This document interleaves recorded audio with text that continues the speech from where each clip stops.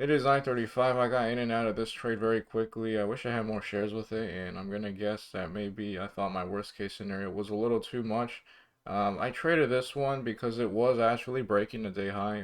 I've been kind of hesitant on trading things right in the morning because they haven't been working recently with a lot of stocks. They just, open and then they kind of find a range to hold and then they break below it. It doesn't really uptrend like it did last week, but this one was different when it was looking like it was going to break this 240 level, which I consider to be roughly the high.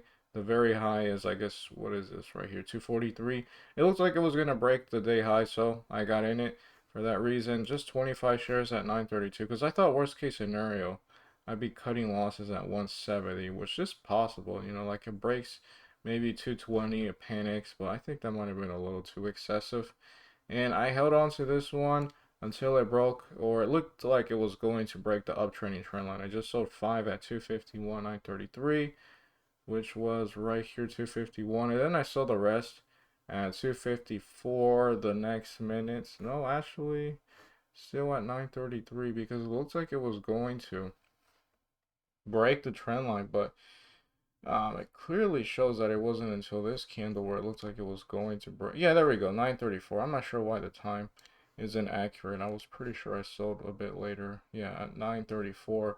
When it looked like it was going to break under it, I did get out, and it has been downtrending since, and now we can see if it's going to hold above VWAP or maybe do a dip around VWAP and then uptrend some more perhaps. But yeah, that wasn't too bad for a setup. I didn't make very much. I'm gonna guess I needed more shares. I'll be looking at this now for some kind of a setup around VWAP. Okay, it's 9:46. I've been contemplating another trade with this one. I did have a second trade, and then I was thinking of this one, a third one, but I'm not gonna trade it, at least not right now, because I have to remember this is a biotech stock, and those are kind of the sketchy ones. This is the one I was looking at a very long time ago for a break above 120, and when it did it, it was like at the end of this day, the 7th, and then it had a nice gap up to sell into, and then it kind of came back to the level. Actually, no, it went below the 120 level, and then it had this gap up with news. I did have a second trade. I had more shares because I think I had a proper risk level, or at least my proper worst case scenario. And I'm starting to use market orders. It's a listed stock. It's not an OTC. Maybe I won't get the best executions, but I don't have to mess around with, clicking and, like screwing up where maybe I have like what happened to me yesterday. I had an open order where I tried to sell a portion of my position, but it was only a partial fail. So then when I did the speed keys to sell everything, it sold everything besides what was not filled in the open order, and then that didn't allow me to get out ideally at the best price. So I'm gonna try this. It's not permanent, but I might stick to it for a while. At 9:38, I was in, and this was the thing I was talking about, the dip, right? Under VWAP or some kind of a dip buy at VWAP or under VWAP or slightly above it. Well, it was also like a bull flag if you look at it. It does have like the pattern of a flag, and I was in it once it was breaking this downtrending trend line at 9:30. What was it? 9:38. So right before 9:39, I got in at it looks like 2:39. So right here is when I got in at 2:39. It might be kind of hard to see with all the lines and everything. And then I just started to slowly sell because it didn't look like it was going to be something that would continue.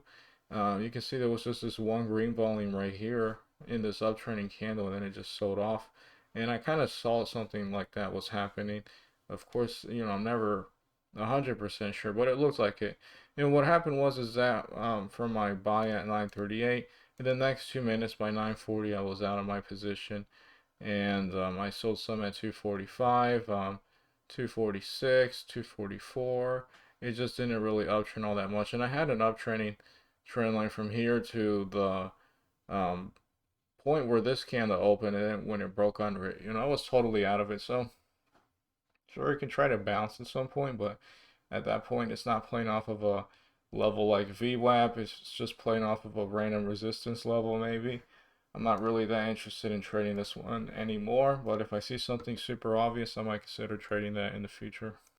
Okay, it is 10:47 p.m. and I'm here to call it off. Overall, I'm going to be up on the day. $6 15 cents. That was these two trades here with HILS, and I was able to break this streak of losing trades. But the thing I didn't do right, although I did sell right, and one setup kind of worked, this one did work out. I didn't have enough shares. As you can see, I thought my worst case was much lower than what it really is now looking at it. My first trade being right here, the breakouts. In this case, I would have risked the breakouts. So if it, makes a move above 240 and then it gets back under, I'm just going to sell. And worst case scenario would have been maybe a drop to 220, which could have been realistic. It did do something like that with these two red candles.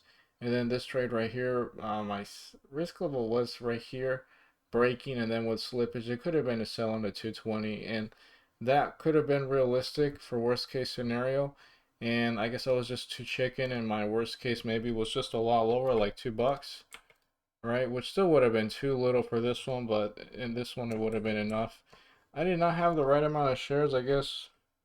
What, I guess 80 shares? Yeah, would have brought it much closer, and I would have been up a lot more, twice as much. So, yeah, that is my bad in terms of that. And this one did actually turn around right here when I was doing the recording. It did hold this 220 level, and it did make a move above VWAP. I could have traded something like this, but very freaky. I was interested in it for an inverse head and shoulders, a shoulder in theory, the head. And, it looked like it was going to maybe make the shoulder right around here, but I didn't want to trade it because it didn't seem that nice, especially the way it spiked so much here and then it didn't spike that nicely here. And then when I had like a sell off right here, this ended up being like a very ugly shoulder for an inverse head and shoulder, shoulder head, and then the shoulder right here. And it did make a move all the way to the high of day, which was pretty impressive, or if not, the high of day very close to it. And then this would have been the riskier head of a potential inverse head and shoulders. Same thing with this wick right here before it turned around. Very interesting price action there. That's it. I just should have had more size. Nothing really too crazy. At least there's nothing that I remember that was super nice. This one is not trading with much volume. It's a OTC. And I think the charts might not be able. No, they are still loading. This one was interesting too. Maybe I could have traded this one, but I just don't like how I had like these previous run-ups where you can see it opened super nicely, it uptrended, and then it sold off. And then this one was similar, opened here, super nice, and then it sold off. And then this one actually managed to close somewhere near the highs.